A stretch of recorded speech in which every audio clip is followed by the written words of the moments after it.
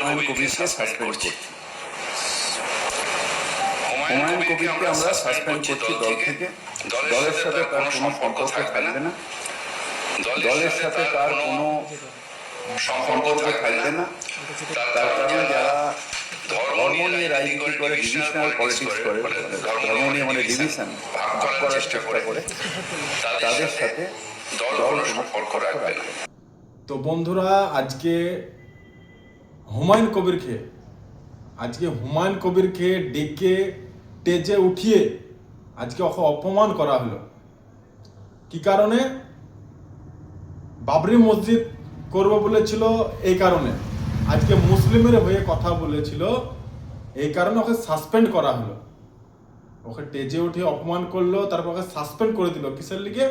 ও মুসলমান বলে, মুসলমানের হয়ে কথা বলার জন্য। তো আজকে মুসলমান যত আমার ভাই আছো, সবাইকে বলছি যে এর পরিণাম কি হবে তোমরা কমেন্টে জানাও।